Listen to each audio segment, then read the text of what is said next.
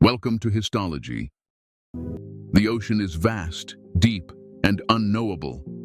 But what if something lurked beneath the waves, something beyond human understanding? A creature so gigantic that even the bravest warriors would stand no chance against it. Fire-breathing, armored, untouchable. This is Histology Channel, and today we're diving into the question, why is Leviathan so feared? It symbolizes the ancient dread of the open seas, embodying a power no mortal can tame. Since the dawn of civilization, the ocean has been a symbol of the unknown, vast, wild. To the ancient world, the sea wasn't just dangerous, it was chaos itself. It swallowed ships, unleashed tempests, and concealed creatures beyond imagining. And among these terrors, none stirred more fear than Leviathan. Not just a creature, but a walking disaster. Not simply a beast to be killed, but a force that cannot be stopped, a primeval horror given form. It was the nightmare hidden beneath the waves, a being so imposing that even the mightiest warriors were helpless against it. The Book of Job provides the most spine-chilling account. Unlike other beasts, which can be tracked or overpowered, Leviathan is unassailable. Its scales cannot be pierced, its jaws can crush anything, and its breath sets the air ablaze. Job 41 declares it plainly.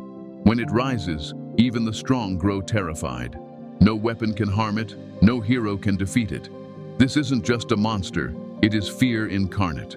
Yet Leviathan is not only a physical threat. In Psalm 74:14, it is depicted as a multi-headed serpent, an enemy that must be beaten to restore balance. Isaiah 27:1 goes further, stating, "The Lord will punish Leviathan, the fleeing serpent, with his fierce, great and mighty sword."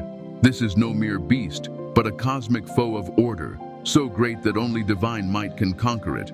So what is Leviathan? A real being, magnified by legend, a sign of chaos, signifying nature's uncontrollable power, or perhaps an ancient force awaiting its moment.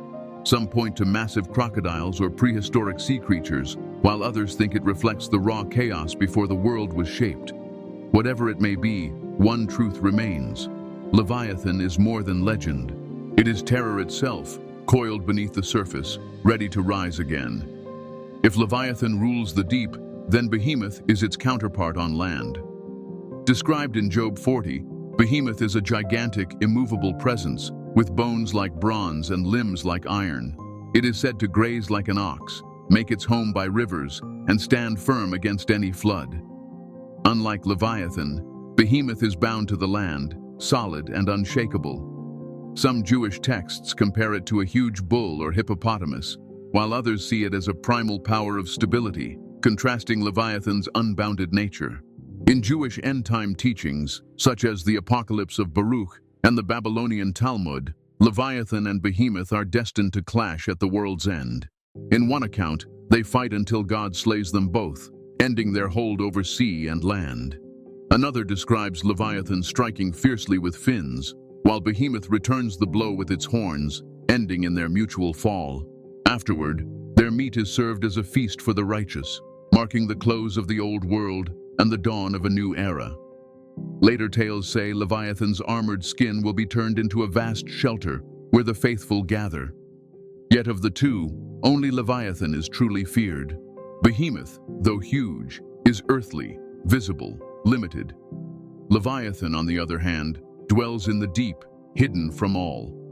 To the ancients, the sea was a realm of terror and mystery, stretching beyond sight, swallowing vessels, and concealing unimaginable beasts. While Behemoth reigns on land, Leviathan lurks beneath, unseen yet ever-present. Even in our time, most of the ocean remains unexplored, with more than 80% of its depths still unknown. Long ago, people dreaded what lay beyond their view, and in that dread, Leviathan took shape. A creature not just of immense strength, but of limitless potential, waiting in the darkness, far beyond reach, but never quite forgotten. Leviathan might be the most famous sea monster in biblical lore, but it isn't the earliest. Across many cultures, myths recount gigantic serpents emerging from the depths to battle mighty powers. These beings often represent the wild, untamed side of nature, and defeating them restores the world's balance. While Leviathan shares traits with these creatures, it remains distinct, not just a monster to be slain, but something that endures until its chosen time. In the Enuma Elish, the Babylonian creation epic, Tiamat is a colossal sea dragon who creates a legion of monsters to fight the younger gods. Marduk, the storm deity, kills her, cutting her in two to form sky and earth. Tiamat isn't merely a menace. She embodies both creation and destruction, her body shaping the universe itself.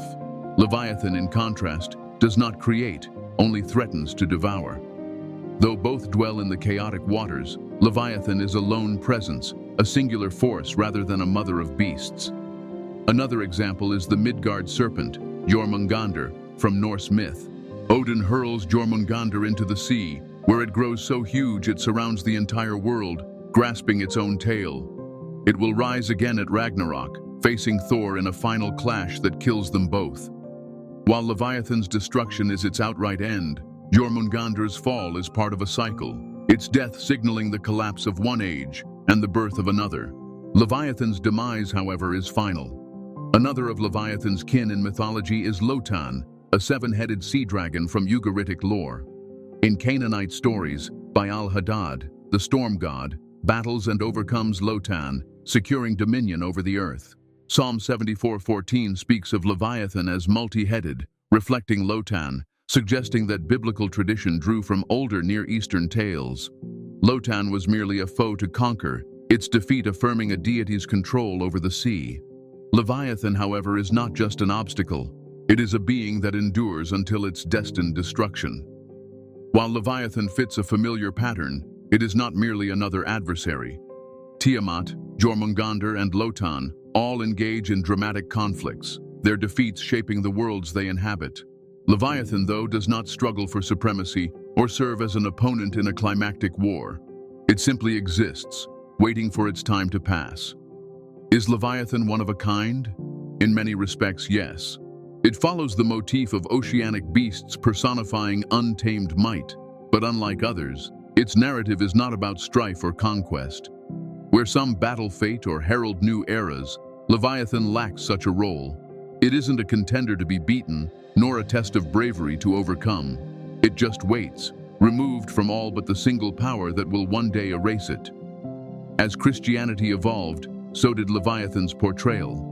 No longer just a fearsome sea monster, it increasingly came to personify evil itself, tied to Satan, the Antichrist, and the forces of darkness.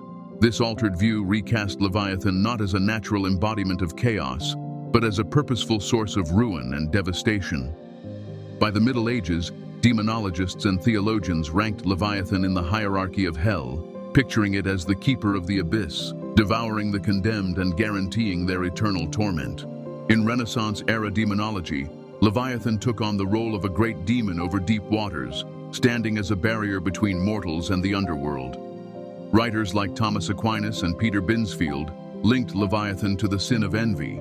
As the sea swallows all, Leviathan was said to swallow the souls of the envious, dragging them into the darkness, punishing their jealousy and spite. This shifted Leviathan from a beast of utter destruction to a moral sign, warning of how unchecked craving consumes us. In the work of St. Augustine and later apocalyptic beliefs, Leviathan was at times associated with the beast from the sea in the Book of Revelation, a monstrous being empowered by Satan to mislead humanity. This view reinforced Leviathan's status as a diabolic threat tied to the end times, making it more than a terror of the deep, but a direct tool of evil. Such ideas firmly placed Leviathan in Christian demonology, no longer just a colossal entity, but a genuinely maleficent force. Leviathan's legacy stretches beyond ancient scriptures, continuing to shape stories, folklore, and modern myth. From sacred epics to cosmic horror and big-budget films, the image of a giant, unknowable sea beast remains hugely compelling.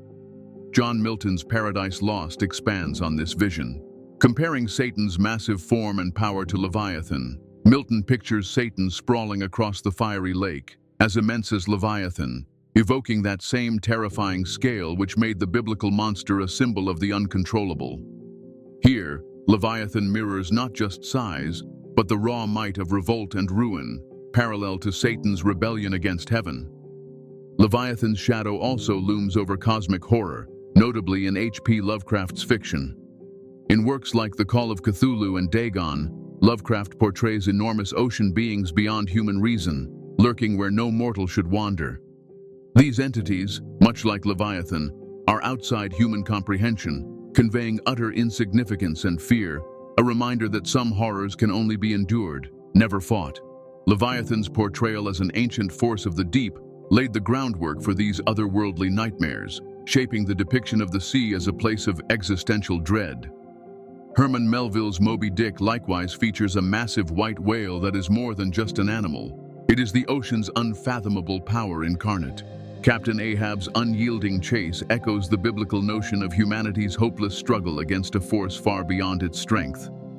Though the whale is not directly called Leviathan, the story draws heavily on its biblical and mythical heritage, using the whale to convey nature's unstoppable, uncaring force.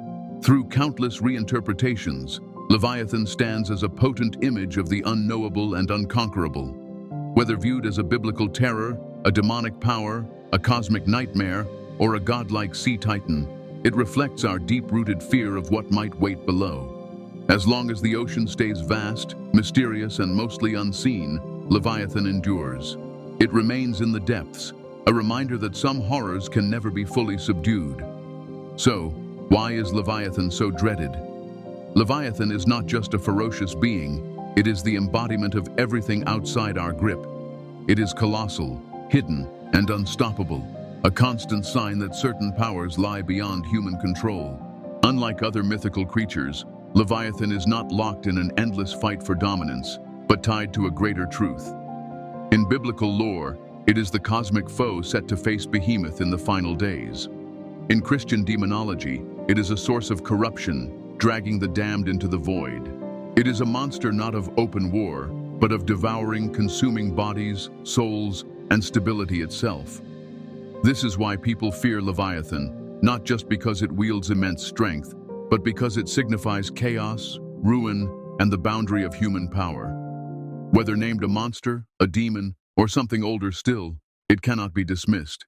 It needs no victory. Its mere existence is more than enough. Thank you for watching. Subscribe for more videos.